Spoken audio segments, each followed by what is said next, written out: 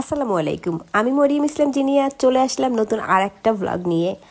আজকের পর্বে সংসদ ভবনের সামনে ঘোরাফেরার শেষ অংশটা দেখাবো। তো প্রথম অংশে তো অনেক কিছু খাওয়া দাওয়া করলাম, স্ট্রিট ফুডগুলো। এখন আবার খাচ্ছি আমরা পাঁপড় ভাজা। অনেক দিন পর পাঁপড় ভাজা খেলাম। পাঁপড় ভাজাটা বেশ মজা ছিল। তো তিনজনেই তিনটে পাঁপড় ভাজা নিলাম এবং খুব মজা করে খেলাম অনেক দিন পরে। আমরা বেশ অনেকটা সময়ই কাটিয়েছিলাম। সময়ের অভাবে আরও কিছুক্ষণ থাকার ইচ্ছে ছিল, থাকতে পারিনি। আজকেই আমার ফেরার পালা ছিল। তো রাতে আমি ঢাকা থেকে ফিরবো, তো এই জন্য বিকেলটা মোটামুটি রাত 8টা পর্যন্ত আমরা থেকেছিলাম আর ঘুরেছিলাম। তো একটার পর একটা শুধু স্ট্রিট ফুডগুলো খেয়েই যাচ্ছি খাচ্ছি, অথচ ভয়ও পাচ্ছিলাম যে আবার কোনো সমস্যা হয় কি না। এমনিতেও বাইরের খাবার আমার বেশি সহ্য হয় না, আমি খুব অ্যাভয়েড করি বাইরের খাবারগুলো। এখন আবার চলে আসলাম আইসক্রিমের দিকে। তো আমি আইসক্রিম, এই লেমন আইসক্রিমটাই পছন্দ করি। আমি লেমন আইসক্রিমটাই নিলাম, আর বাকিরা যাদের পছন্দ অনুযায়ী আইসক্রিম নিল। এখানটায় মামা আইসক্রিমের দাম 5 টাকা বেশি রেখেছে প্রতিটায়। তো কিছুই করার নেই, ইচ্ছে করছিল আমরা আইসক্রিম খাই, এজন্য খেয়েছি। অনেক কিছু খেয়ে ফেলেছি অলরেডি, আরও সামনে কত কি খাবো জানি না। তো মান্না একটু আলাদা ফ্লেভারের আইসক্রিম নিল। তো আমরা যথারীতি একটা জায়গা খুঁজে আবার বসে পড়লাম।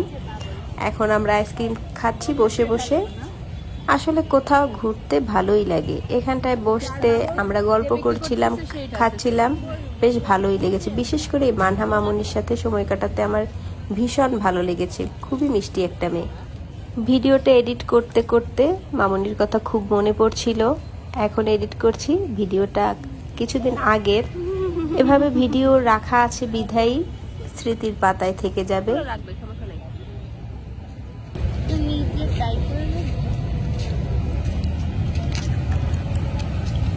খাই না তো, যারা দুধ ভালো খায় দুধ ভালো খাবে।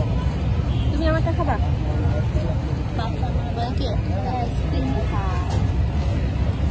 সমস্যা কি, খাবো আমরা। এখানে বক্সিং ট্রাই করা যায়। এখানে মনে 20 টাকা করে একটা শর্টের জন্য নিচ্ছে। আমি প্রথমেই দেখলাম, এর আগে যখন এসছি আমি কোথাও দেখিনি। তো এটা ইদানিং খুব প্রচলন হচ্ছে, তো ভাবলাম একটু ভিডিও নিই। ভাইরা বিভিন্নভাবে ট্রাই করলো, কে কত পারবে। ওই যে প্রথম ভাইটাই একবার যা পারলো, এরপরে আর কোনো স্কোর কেউ বেশি করতে পারে নাই। ভালোই লাগছিল দেখতে, সবাই মজাই পাচ্ছিলাম। আমি যদিও তাদের পারমিশন নিয়েই ভিডিও নিয়েছি। তো অনেকটা সময় কাটানো হয়ে গেল। আমরা এখন আস্তে ধীরে হেঁটে হেঁটে এগোচ্ছি। এখান থেকে কিছুটা হেঁটে রাস্তার অপোজিট থেকে আমরা বাড়ি ফিরবো।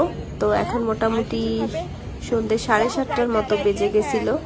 তো আমরা হেঁটে হেঁটে যাচ্ছি আর গল্প করছিলাম মামুনির সাথে।